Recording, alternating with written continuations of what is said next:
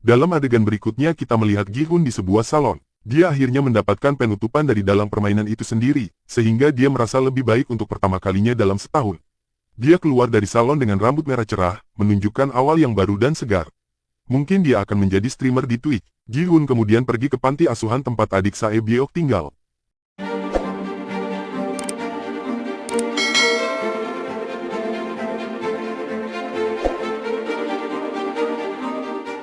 Setelah kematian Sae Byeok, Sang-woo dan Gi-hun dibawa untuk permainan ke-6 dan terakhir.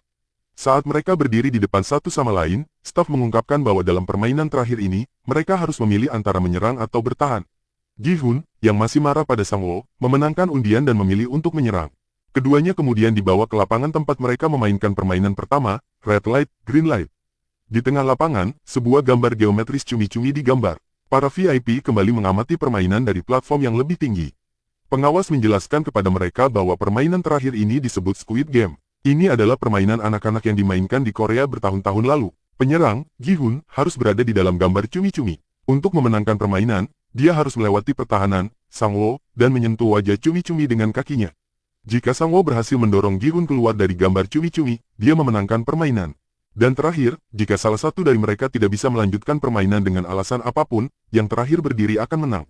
Ketika mereka berada di dalam tubuh cumi-cumi, Gi-hun bertanya kepada staf dalam skenario apa mereka tidak akan bisa melanjutkan permainan. Staf menjawab bahwa skenario terakhir adalah jika seorang pemain mati, menunjukkan bahwa membunuh satu sama lain sangat diperbolehkan dalam permainan ini. Pengawas memberitahu VIP bahwa segala jenis kekerasan diperbolehkan dalam Squid Game dan tidak ada batasan. Gi-hun mengambil posisinya dan mengikat tali sepatunya, siap untuk melawan teman lamanya, sementara Sang-woo mengambil posisinya dengan pisau. Permainan akhirnya dimulai dan Gi-hun bertanya pada Sang-woo apakah dia ingat bagaimana mereka memainkan permainan ini saat mereka masih muda. Saat Sang-woo mencoba menyerangnya, dia melemparkan tanah ke matanya dan dengan mudah mencapai leher cumi-cumi. Tepat saat itu, langit menjadi gelap dan mulai hujan. Sang-woo tahu bahwa Gi-hun marah karena dia membunuh Sae Byeok. Dia membuat alasan, mengatakan bahwa dia akan mati juga, dia hanya menyelamatkannya dari banyak rasa sakit. Namun, Gi-hun tidak mempercayai omong kosongnya dan memarahinya karena membunuhnya karena keserakahannya. Sang-woo akhirnya mengaku bahwa dia membunuhnya karena Gi-hun akan menghentikan seluruh permainan hanya untuk menyelamatkannya dan karena mayoritas akan memilih untuk menghentikannya, dia harus pulang tanpa uang. Gi-hun mengeluarkan pisaunya dan memberitahunya bagaimana Sae Byeok menghentikannya dari membunuh Sang-woo malam sebelumnya. Dia mengatakan bahwa dia tidak akan membiarkan Sang-woo mengambil uang itu dengan cara apapun dan menyerangnya. Keduanya berjuang untuk saling membunuh dengan pisau mereka tetapi mereka segera kehilangan senjata mereka dan bertarung dengan tangan di bawah hujan. Beberapa saat kemudian, keduanya berlumpur dan lelah tetapi mereka tidak berhenti bertarung. Sang-woo mendapatkan pisau dan menusuk Gi-hun di pahanya. Gi-hun terbaring lemas di tanah sementara Sang-woo bertanya apakah dia ingat taman bermain ini dari permainan pertama. Dia menyerang Gi-hun dengan pisau, berniat untuk mengakhiri hidupnya tetapi hanya menusuk telapak tangannya. Gi-hun menggigit kakinya dan membalikkan pertandingan. Keduanya berdarah ketika Gi-hun duduk di atas Sang-woo dan menyerangnya dengan pisau tetapi alih-alih membunuhnya, dia menusuk tanah di samping kepalanya. Meskipun Sang-woo telah melakukan semua itu, Gi-hun tidak membunuhnya. Dia hanya berdiri dan berjalan ke wajah cumi-cumi. Para VIP menyatakan Gi-hun sebagai pemenang dan staf mengarahkan pistolnya ke Sang-woo di tanah. Namun, sebelum Gi-hun mencapai kepala, dia berbalik dan menghentikan pria itu dari menembak. Dia bertanya apakah mereka berdua setuju untuk menghentikan permainan sementara mereka keluar hidup-hidup. Staf memanggil pengawas dan bertanya apakah itu mungkin. Para VIP terkejut melihat Gi-hun rela mengorbankan semua uang dan kerja kerasnya untuk teman yang tidak setia. Sang-woo yang terluka parah bertanya pada Gi-hun apakah dia ingat ibunya memasak mereka makan malam ketika mereka kecil setelah mereka bermain setiap hari. Gi-hun mengulurkan tangan kepada temannya dan memintanya untuk pulang tetapi Sang-woo meminta maaf padanya, mengambil pisau dari tanah dan menusuk dirinya sendiri di leher. Gi-hun terdiam dalam shock saat temannya mengambil napas terakhirnya. Sang-woo mencoba mengatakan sesuatu tentang ibunya tetapi mati sebelum dia bisa. Gi-hun yang patah hati menangis sambil memeluk temannya yang sudah meninggal. Gi-hun akhirnya memenangkan permainan bersama dengan 456 miliar won. Dalam adegan berikutnya, Gi-hun berada di dalam limusin dengan pengawas. Tangannya diikat dan matanya ditutup sehingga dia tidak bisa melihat pria itu. Pengawas memberi selamat kepadanya karena memenangkan permainan tetapi Gi-hun bertanya siapa dia. Alih-alih menjawab, pengawas mengaktifkan katup gas di limusin membuat Gi-hun tidak sadarkan diri lagi. Setelah beberapa saat, limusin berhenti di pinggir jalan yang sibuk dan seseorang melemparkan Gi-hun keluar. Saat itu seorang pria membantu Gi-hun dengan melepas penutup matanya. Gi-hun menyadari bahwa ada sesuatu di dalam mulutnya dan meludah keluar kartu kredit. Dia langsung menuju ke ATM dan memasukkan kartu itu. Tanpa berpikir banyak tentang pinnya, dia memasukkan nomor pemainnya 0456. Gi-hun kemudian menarik satu lembar uang 10.000 won dan melihat dia masih memiliki 456 miliar won di rekening banknya. Namun, Gi-hun tidak tampak senang dengan pengungkapan tersebut. Faktanya, dia tidak bereaksi sama sekali. Baginya, kematian 455 orang tidak sebanding dengan uang di rekening banknya saat ini. Dia mengambil uang itu dan kembali ke rumahnya. Di perjalanannya, Ibu Sang-woo menghentikannya dan bertanya tentang luka-lukanya. Wanita tua itu bertanya apakah dia telah mendengar kabar dari Sang-woo sementara Gi-hun hanya berdiri di sana menahan air mata, setelah menyaksikan kematian Sang-woo beberapa jam yang lalu. Dia memberikan Ibu Sang-woo uang 10.000 won itu lalu kembali ke rumah. Dia menemukan ibunya terbaring lemas di lantai. Dia memintanya untuk bangun tetapi sayangnya, dia tidak bangun. Ibu Gi-hun telah meninggal saat dia pergi. Dia menangis kesakitan dan berbaring di sampingnya. Alasan utama Gi-hun bergabung kembali dalam permainan adalah untuk membayar pengobatan ibunya tetapi bahkan dia sudah tiada. Adegan kemudian beralih ke setahun kemudian. Gi-hun berada di kereta menuju suatu tempat. Dia tampak dalam kondisi buruk karena rambutnya tumbuh panjang dan janggutnya tidak terpangkas. Dia memiliki ekspresi suram di wajahnya seperti yang dia miliki setahun lalu setelah kembali dari permainan menunjukkan bahwa tidak banyak yang berubah sejak saat itu. Ternyata dia sedang menuju ke bank tempat uangnya ditransfer setelah permainan. Manajer bank berbicara manis padanya karena jumlah uang di rekening banknya. Dia ingin Gi-hun mentransfer uangnya ke akun lain sehingga dia akan menerima lebih banyak bunga. Saat dia berbicara, Gi-hun menjawab dengan jawaban samar dan tampak sama sekali tidak tertarik. Setelah beberapa saat, Gi-hun bangkit dan mengejutkan manajer dengan meminta meminjam 10.000 won darinya.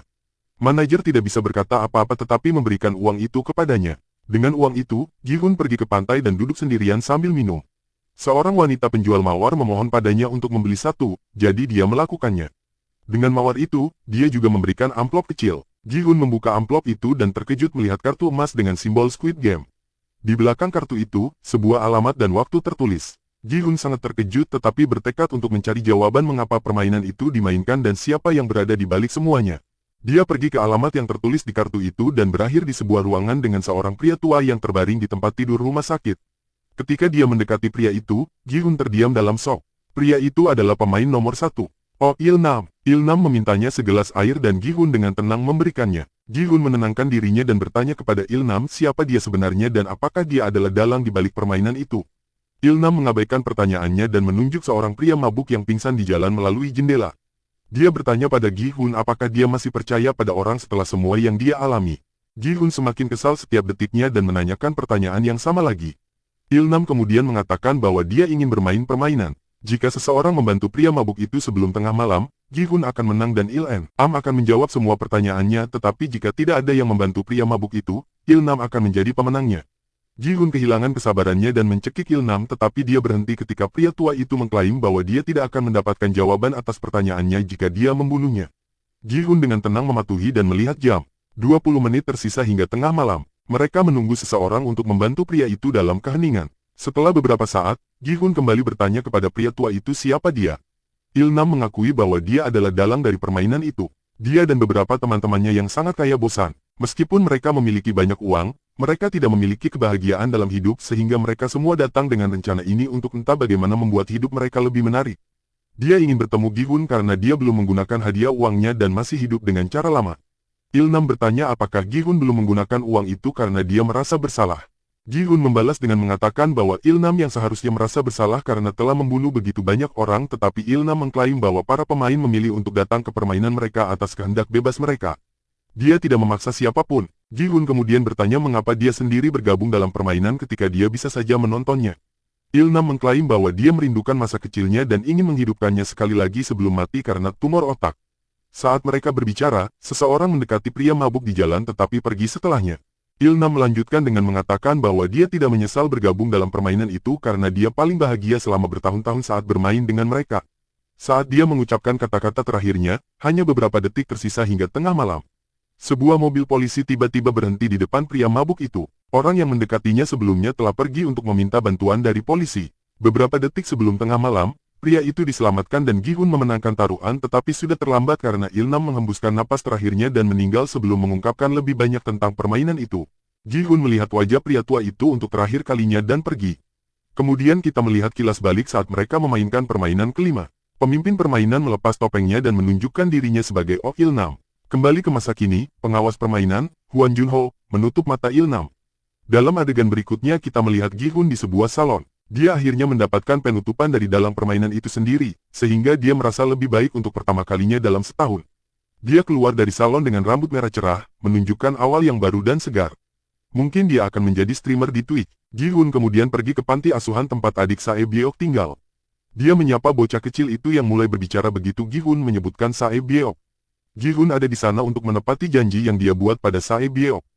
Dia membawa bocah kecil itu ke ibu Sang-woo dan memintanya untuk merawatnya. Wanita tua itu dengan senang hati menyambut bocah kecil itu dan memperlakukannya dengan cinta.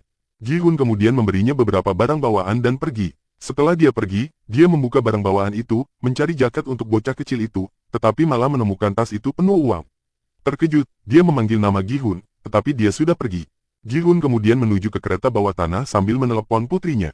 Dia akan ke AS untuk menemuinya setelah setahun penuh. Di stasiun, dia sangat terkejut melihat penjual permainan yang memberinya kartu dan membuatnya masuk ke semua kekacauan ini. Pria itu memainkan permainan yang sama dengan orang lain dan tersenyum ketika dia melihat Gi-hun. Gi-hun berlari ke arahnya, tetapi sebelum dia bisa menangkapnya, pria itu masuk ke dalam kereta dan pergi.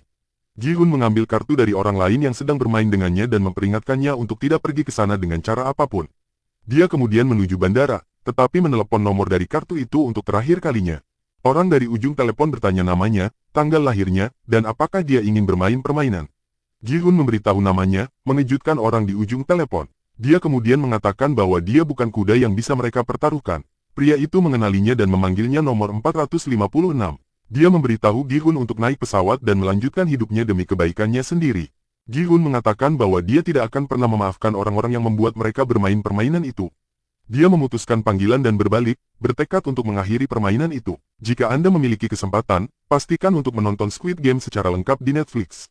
Serial ini benar-benar keren. Subscribe untuk lebih banyak video seperti ini. Aktifkan notifikasi dan tinggalkan like untuk membantu channel ini. Terima kasih telah menonton.